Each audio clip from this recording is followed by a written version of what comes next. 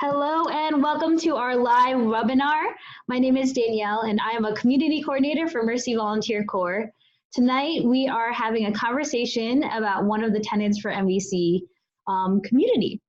So living in intentional community is one of the major reasons folks decide to serve with MVC, but often it's the most elusive in understanding unless you've lived it. So joining us tonight are an alum and our current Mercy volunteers from two different communities who have some experience doing just that. Will all of you just wave and say hello? Great, thanks. So thank you to everyone who is currently watching right now during this webinar. And we're really hopeful that the internet connection stays super strong during this call, but I apologize ahead of time if any technical difficulties come up. If you think of a question during this live broadcast, you can go ahead and submit them through our chat with us button right there on the Mercy Volunteer Corps website or in the comment section below during this video. So make sure to include your email address. If we don't get through all of your questions, there is an MVC staff member who's going to get back to you with an answer by tomorrow. So without further ado, let's start with our current volunteers. If you could each briefly introduce yourselves, your name, where you're from, the college you attended, and anything else you'd like to share, and what type of work you are currently doing at your service site. Anna, can you start, please?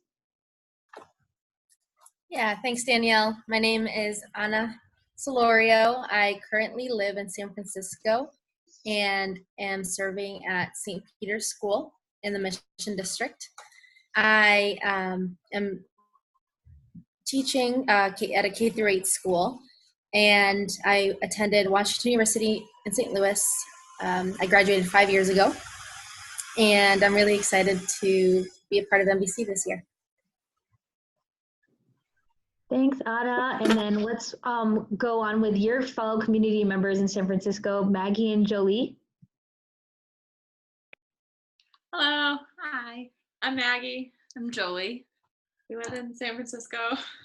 We're both serving here at Faithful Fools, which is a street ministry organization that primarily does advocacy, accompaniment, education, and arts surrounding people experiencing homelessness. So I'm from St. Louis, Missouri, and I went to school in Kansas, to K-State.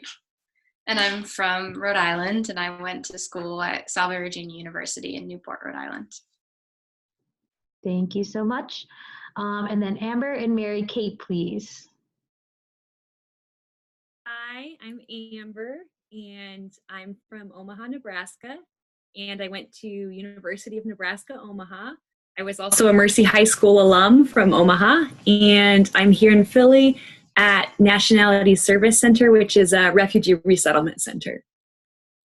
And I'm Mary Kate. I'm also in Philly, but I'm originally from the suburbs of Philadelphia, so close to home. And I went to college at Catholic University in Washington, D.C. And I'm serving at Witness to Innocence, which is an anti-death penalty advocacy group. Thank you very much, Philly crew. Sarah, can you please introduce yourself? Hi, I'm Sarah. I served in Sacramento at Cottage Housing back in 2017. Cottage Housing is a transitional housing community for chronically homeless families and individuals. And I currently work and live in San Francisco. So I'm participating as a MVC graduate. Thanks for joining us, everybody. And so this question is for all of you. Why did you choose to be part of a program that had an intentional community component?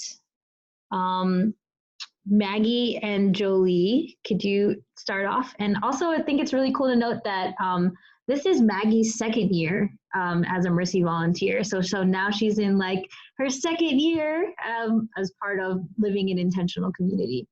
So please feel free to share. Yeah, so I wanted to live in community. Like I knew I wanted to do a program like MVC that had a community aspect to it because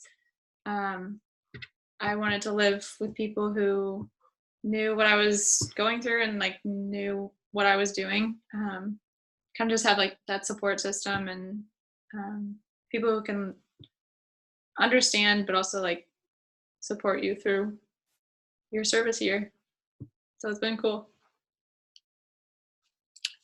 And I chose MVC primarily because of the community aspect of it. I knew that I wanted to go far away from home and really experience the city. And I thought that community was a really important part of moving so far away and having that built-in support system and the people around you that understand what it means to be a full-time volunteer and to live intentionally throughout this year. So it was really important for me to have that component when applying to programs. Thanks. And then to round it out, let's hear from your fellow community member, Anna. Why did you decide to choose a program that had intentional community? Yeah, I did think about this one a lot when I was applying to different programs because I had been living on my own post-college. I moved to a new city on my own and didn't know anybody and created community in different ways. And I felt that moving again and doing it, I knew I wanted to do a type of program that was that was service oriented. But of course, there's so many out there, and many of them don't have this specific community component.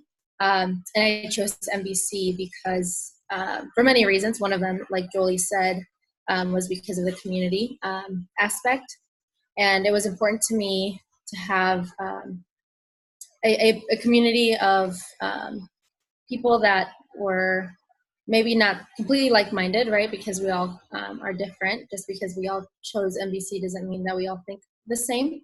And the reasons why we all do MBC is different too.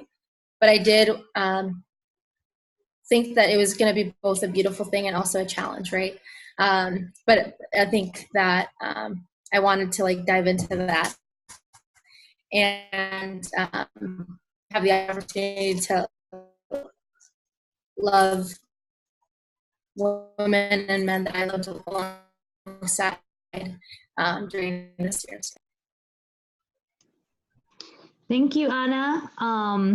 For Amber and Mary Kate, can you talk a little bit about why you decided to choose MVC for the parts of the intentional community aspects? Sure.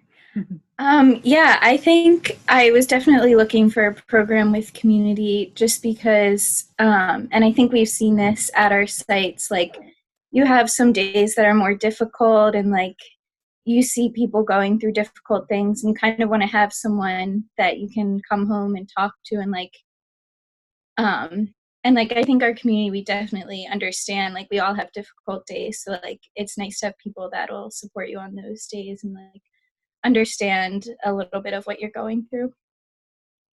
Yeah, I would say, you know, I also had some experience moving some new places and usually on my own. So for me to check out a different side of the country, I really was looking for something that had more of a community base just because I like that intention behind it. Everyone has kind of similar values, but then again, it's been cool because we all have very different focuses and very different job interests. So we learn a lot from each other. So I really appreciate it a lot. Thanks. And then Sarah, why did you end up choosing a program that had intentional community? So I chose to be a part of a program that had an intentional community component because I went into the year knowing that I would be stepping out of my comfort zone in a variety of ways. I'd be moving to a completely new city, serving total strangers who had drastically different backgrounds than my own. And I think the community living appealed to me because that was a part of the challenge. I'd be also living with strangers. But conversely, it also was comforting in many ways because I knew that the members in my community would be going through the same challenges that I would be going through. And it was encouraging to know that I would not be alone in my journey. Nice. Thank you. It sounds like there's a lot of, because all of you are in currently like in a shared experience, and for you, Sarah, like you having experienced it already, that's like a really wonderful bond that you're able to connect with one another and share. I'm wondering if you guys are able to talk a little bit about what does it look like to live in community? Like, what does it mean? And like, what is community meals, spirituality nights, and like a community stipend? Like, what is that? What is that? And like, how does that play out on your day-to-day life? Anna, do you want to start? Yeah, I'm happy to. I kind of smile and laugh because as our community has received like friends or we meet people in the city and they come over and we get a lot of these questions. So it's just funny. But I think just generally speaking, community is going to be different for everybody, even in this program. And I think that I came into it knowing that what I expected or what I wanted community to be was not gonna be what I got, because I was gonna enter this year with 2 or 3 more others who came in thinking about community in a different way, and I knew that we would have similarities, of course, but ultimately community to me is created and it's not always the same, and it's going to shift throughout the year, and so that's like really, I guess, vague, but I think ultimately it is what we make it. And so to be more specific, in San Francisco, we stick to we're all really committed to having our spirituality nights and at least a few dinners together every week. And so we try to do that. We've tried to do that in different ways. And when it's something's not working out or we need to communicate better, we try to do that. But we just take turns with our spirituality nights. So roughly speaking, there's 4 of us living here. So we each basically are responsible for one spirituality night a month to plan and execute it. And we usually have it on Tuesday nights, but we're all really able to pivot if we need to. If any given week, if one of us has something come up, we communicate usually via like our group chat on on what day we need to have it on, and we have meals together. We have a stipend for our community, meaning that there is a pool of money that we get monthly that all of our expenses for the home or food we share and make unified decisions on. And so that is different than like my experience before of living with a roommate, because we were both sharing space, but we each had like our own money and our own like food, even though it was important to me that like anything that I had at my house, my roommate could have too. But like this feels different because we know we only have a certain amount of money each month to spend on food, toilet paper, and anything else that we need at home. And so so then of course there's going to be compromises that need to be made and conversations that need to be had that I think most people that are living with roommates don't have, because they don't kind of pool all their money together, right? Like we are encouraged. So sorry, that's the bell here. I'm at school. Thank you, Anna. Amber and Mary Kate, can you talk a little bit about what community looks like for you guys in Philly? Yeah. So we are missing one of our members tonight, Amanda, but she kind of keeps us very organized. So usually we kind of have shared budget sheets, and we have a weekly business meeting where we kind of talk about, meal planning for the week, anything that's going on event-wise. We're really good at finding free events around the city just to have fun together. Mary Kate, because she's a local, has some of her friends that we meet up with. But then also we do spirituality nights, kind of. You want to talk about that a little bit? Yeah, so we kind of do a similar like rotating schedule. I mean, there's only 3 of us, so there is some, not like once a month, but it's just a cycle that we go through.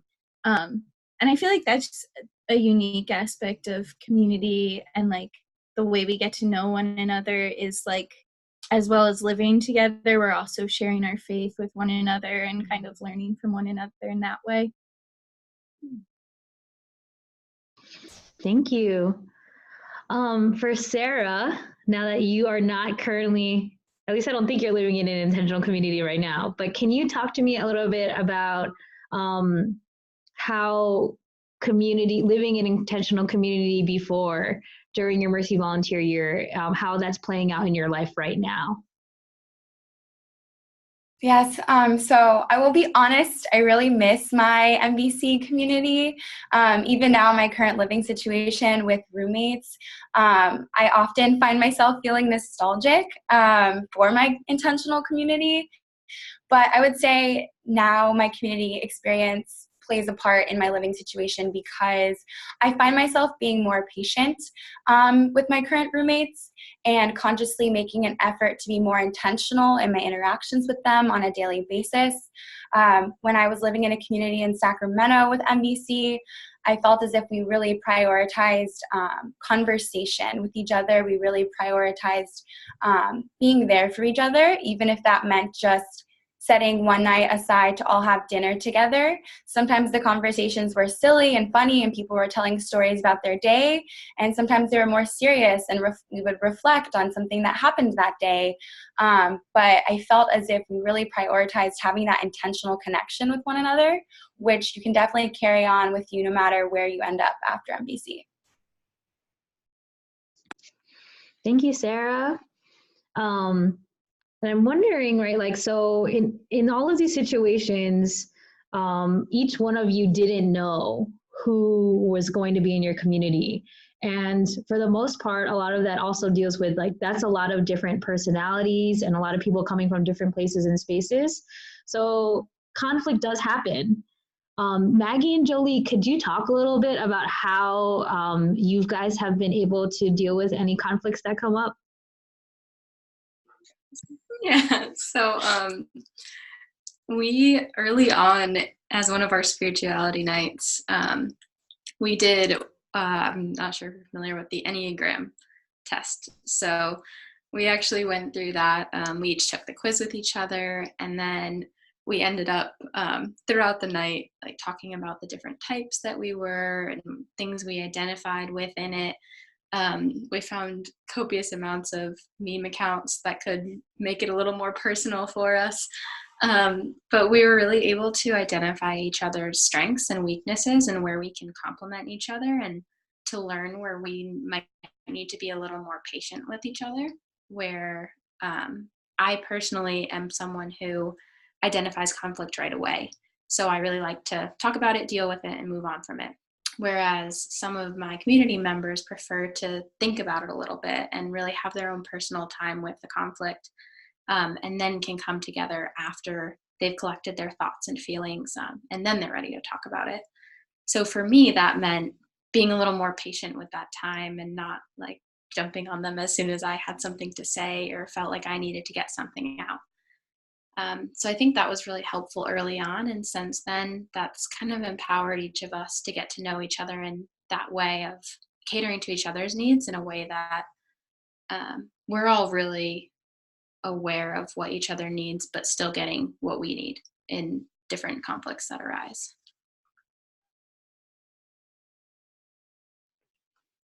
Did you want to add anything, Maggie? Now that this is like year 2 of intentional living. Yeah, no, I think that was very well said. Yeah, I think it's just about being intentional about it, and knowing that you're living with these people for a year, and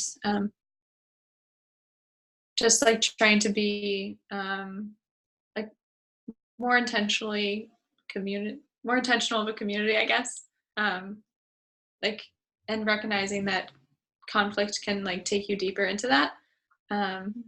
Like, often with roommates, I know it when I have had roommates in the past, I just tend to avoid the conflict, but with roommate or with the community, kind of addressing it and knowing what your community needs is a way to like go deeper into that. So it's a good learning experience for sure. Thank you.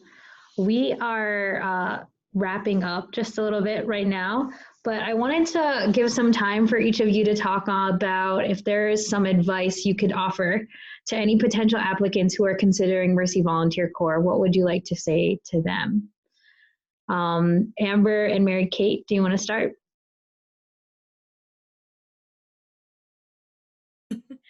I would say definitely like don't be afraid of like the conflict or like not getting along with your roommates, because like Maggie was just saying this, like it's a beautiful way to like get to know someone better, and like once you communicate about it and like discuss it, you learn so much more about the other people and about yourself, and that helps you so much later in life, like learning to deal with conflicts and stuff.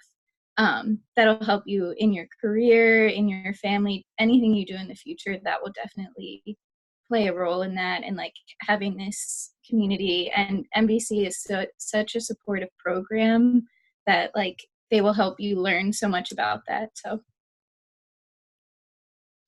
And I would just kind of touch also on the job aspect, and Mary Kate kind of brought this up earlier, but it's a really good opportunity to get some very cool job experience, and you might really find yourself stretched a lot. And whether it's, you know, something you were already looking into for your field or a job that you had no idea you'd ever get into, I've kind of experienced both. But what I've really found great about the community aspect is whatever's going on, the highs and lows, it's so nice to be able to talk about it and to know that we're kind of in the same boat, even when we're helping very different groups of people. Just being able to have that conversation, ask for feedback, and sometimes be like, guys, it was a hard day. We need to have some fun tonight. So it's just nice to have that aspect of community with the work, because it, for us at least, it was all our first time, like our first real job after graduating. And so it's a big transition, but the community aspect makes it really great. Thanks. Anna, any words of advice for people considering MVC? Yeah, goodness, so many like the things come to mind, but one of the top things I think is don't be afraid of the unknown. So going, and no matter what it is that you're thinking about doing next year, as you're watching this, whether it's a year of service or getting a job or going to grad school, like whatever it is, and you probably are like weighing them all and maybe going to make a move. And either way, you're going to go through a life transition. I would just say, don't be afraid of the unknown, and go into it with gusto, right? And hopefully you will decide to come to MBC, but no matter what it is that you end up doing, if I think if you take it with the way that you take life on, and do so with faith in yourself and in your journey, like it all will be well. Thanks. Maggie and Jolie, words of advice?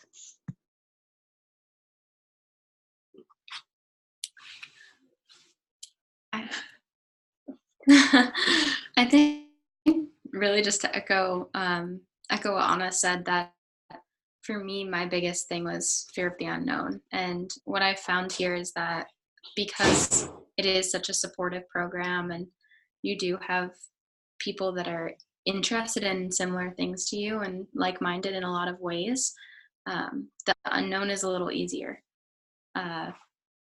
For me, it was a little scary coming in with a lot of food allergies, but I've had the best experience possible with very supportive community members and different situations. And that was something that was a big source of anxiety for me, but putting that in someone else's hands and really just trusting them with things, no matter what it is, like food, like an issue I'm going through or something I saw at work that day, just trusting the people that I've been given in this community and in the program, and all of our support people.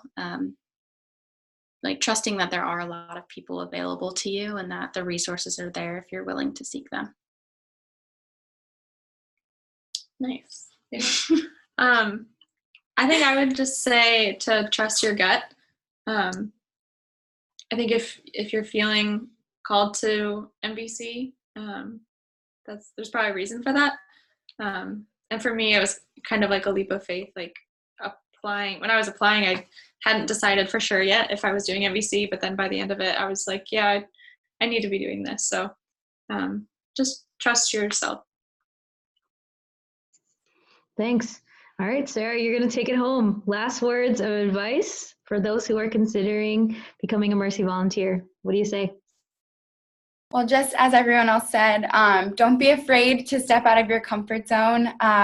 Personally, for me, I went into MBC my first year out of college, and I can confidently say that I think I learned more about myself in my 1 year with MBC than I did in all 4 years of college. That was just my personal experience. But the growth you experience throughout your year with MBC is immeasurable. I can never put into words all that I took away from MBC and that I'm still taking away. Maybe I lucked out with my community members, but we still keep in touch regularly. There's still a support system for me. We live all across the country now, but I still find myself turning to them with everything, whether it's a funny meme I saw on Instagram or it's a fear I have about my next career step. I know that they're going to be honest with me. I know that they're going to have my back. They're not going to just tell me what I want to hear. They're going to tell me what, they're going to tell me the truth. The same thing happened when we were living together. There's something really unique about living in solidarity. You all come from different backgrounds. You all come from different experiences. You go to different service sites every day. But there's just something really cool about, at the end of the day, coming back to the same house and experiencing that same hope and that same sense of wonder that you have when you start to put yourself outside of your comfort zone. Thank you. Thank you to all of you. That is wonderful, and just so grateful to be able to journey with all of you through this. So thanks to all of you folks who are joining us tonight and watching this right now. I hope that all of these volunteers and alum were able to inspire you and answer some of the questions that you had about serving with MBC. This is our very last webinar of 2019, so just a few reminders. Our priority deadline is January 20th, 2020. Remember, we do have a rolling application, but the sooner you get your full application in, the more opportunities you will have for choosing your service placement. So our next webinar will be on February 5th. If you continue to have any questions about our application or program, or like what is a year of service in general, just definitely feel free to reach out. We're here to help. And the best way to do that is through our live chat on our website or our contact us email also on our website. Thank you again to all of you and have a great night. Bye.